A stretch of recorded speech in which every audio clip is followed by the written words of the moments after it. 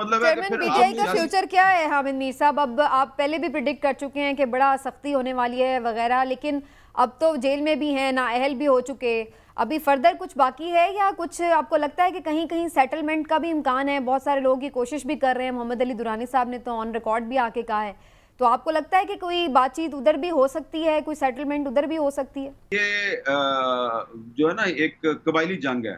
पाकिस्तान में हमेशा ये कबायली जंग बन जाती है। आप देखें 2018 में नवाज शरीफ साहब जब वापस आए थे तो उनके साथ क्या हुआ था, ऐसा लग रहा था एक कबायली जंग है। तो ये एक सिलसिला है जो पाकिस्तान में अनफॉर्चुनेटली चल रहा है। तो जो रवायत है वो हमारी यही है कि जिस पार्टी को हुकूमत से निकाला जाता है वो फिर इलेक्शन में दोबारा वापस नहीं आती। हाँ, उससे अगले इलेक्शन में शायद वापस आ जाए। तो फिलहाल तो मुझे कोई फौरी तौर पे इमरान खान साहब के लिए रिलीफ नजर नहीं आ रही, लेकिन ये है कि अगर उनकी पार्टी पर पाबंदी ना लगी और तहरीक इंसाफ का जो निशान है बल्ला, वो बैलेट पेपर पे अगर मौजूद रहा तो फिर काफी मुश्किल हो जाएगी।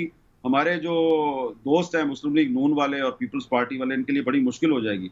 लेकिन अगर इन्होंने अदालतों के जरिए इमरान खान को नाअहल करार दिलवा दिया और तहरीक इंसाफ पर पाबंदी लगवा दी, बैलेट पेपर से बल्ला गायब कर दिया, तो फिर शायद इनके लिए कुछ आसानी हो जाएगी, लेकिन वो फॉर द टाइम बीइंग होगी। क्योंकि पब्लिक में जाए ना तो पब्लिक की सोच तो बिल्कुल मुख्तलिफ है और वहां पे हालात जो हैं वो इन लोगों के लिए काफी मुझे मुश्किल नजर आते हैं।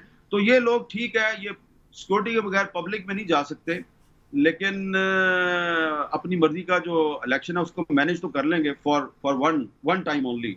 वो मुझे लगता है कि एक दफा के लिए ये मैनेज कर लेंगे। लेकिन मीर साहब, अगर ये एक दफ़ा के लिए मैनेज कर भी लें तो ऐसे इलेक्शन का रिजल्ट क्या निकलेगा? मैनेज करने के बाद भी क्या ये अपना पूरा टेन्योर गुजार सकेंगे? वाह वाह वाह वाह, इमरान साहब क्या अच्छा सवाल किया है आपने। आपका सवाल सुन के मेरा दिल चाह रहा है कि मैं वो सब कुछ आपको बता दूं जो इस वक्त मैं बताना चाहता हूं, लेकिन मुझे आपका भी बड़ा ख्याल है।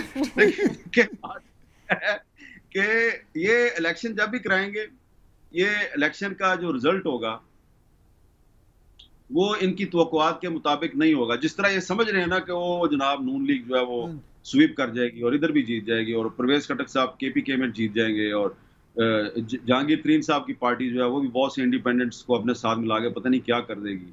और अब तो इन्होंने सिंध में भी एक अलायंस बना दिया ना, JUI का, MQM का, GDA का।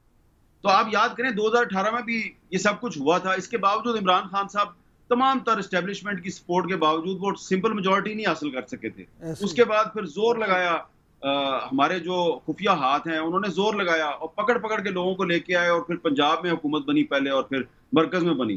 तो ये जो 2024 में इलेक्शन होगा इसमें भी तकरीबन ऐसी ही सूरत हाल होगी और उसके बाद जब इनकी ये अपनी मर्जी की हुकूमत ले आएंगे, वो इंस्टॉल हो जाएगी जिस तरह PTI की हुकूमत इंस्टॉल की गई थी 2018 में।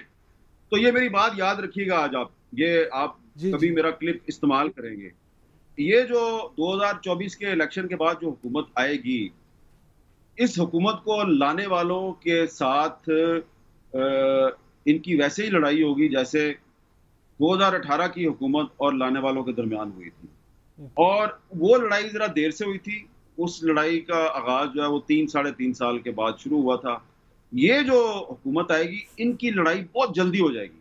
उसकी बहुत सी वजूहात है और वो वजूहात की मैं डिटेल में नहीं जाऊंगा।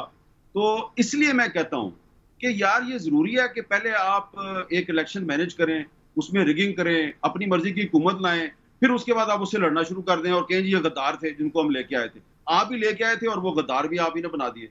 तो ये जिनको ला रहे हैं ना, जिनको लाना चाहते हैं, ये इनके साथ भी कुछ ऐसा ही होगा।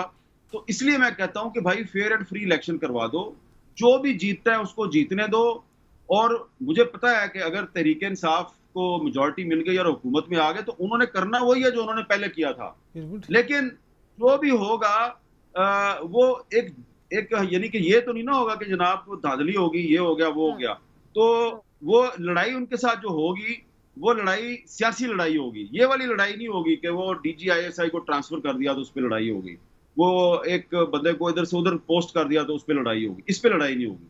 इसलिए कोई फायदा नहीं होना। ये हमारे जो डिसीजन मेकर्स हैं वो जो इलेक्शन को मैनेज करना चाह रहे हैं अगले इलेक्शन को, और जिनको वो लाना चाहते हैं, इन सब की लड़ाई होनी है लाने वालों के साथ। ये मेरी बात याद रखिएगा। बिल्कुल ठीक है। अच्छा मीर साहब, एक मिनट सर। अच्छा। मीर साहब, आज बिलावल भुट्टो ने ये भी इल्ज़ाम लगाया कि 2013 में पहले पंजाब से उन्हें फारिग किया गया और फिर 2018 में जो हुआ, जिस तरह से जिस पार्टी ने यानी नून लीग ने उन्हें पहले फारिग किया था पंजाब से, तो अब पंजाब में वो भी पछता रहे हैं।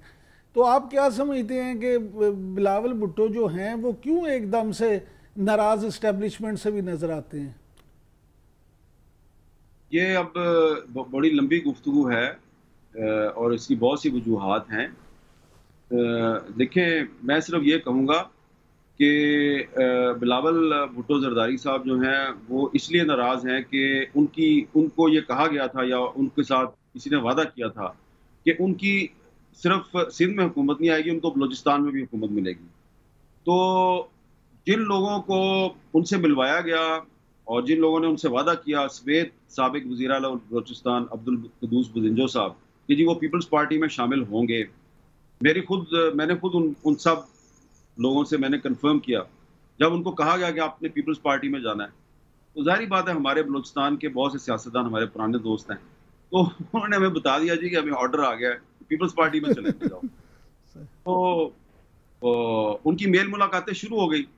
मैंने उनसे कहा, यार ये क्या है, आप लोग किस किस्म के सियासतदान हैं कि 2018 में आप सब ने नून लीग को छोड़ा और आपने BAP बना ली, बलूचिस्तान अवामी पार्टी। अब आपको ऑर्डर आया तो आप सारे छोड़ छाड़ के पीपल्स पार्टी में जा रहे हैं, कल को एक और ऑर्डर आएगा आप किसी और पार्टी में चले जाएंगे। उन्होंने कहा, जी हमने अपनी पार्टी का एक इजलास बुलाया तो हमने यही बात आपस में भी डिस्कस की है कि यार ये हम किस तरह के लोग हैं, ये हमारे बच्चे जो हैं वो अब हमारे साथ ये बातें करते हैं जो आपने हमारे साथ बंद कमरे में बात की है। एक सेनेटर साहब ने कहा, हामिद मीर साहब मेरा बेटा जो है वो 14 साल का है, उसने मेरे साथ एग्जैक्टली यही बात की है जो आपने की है। तो मैंने कहा फिर आप सोचे ना अपने बारे में कि बलूचिस्तान के लोगों के बारे में तो ये कहा जाता है कि बड़े बासूल लोग होते हैं, बड़े बहादुर लोग होते हैं, तो आपको इधर से कॉल आती है तो आप पार्टी छोड़कर दूसरी पार्टी में चले जाते हैं।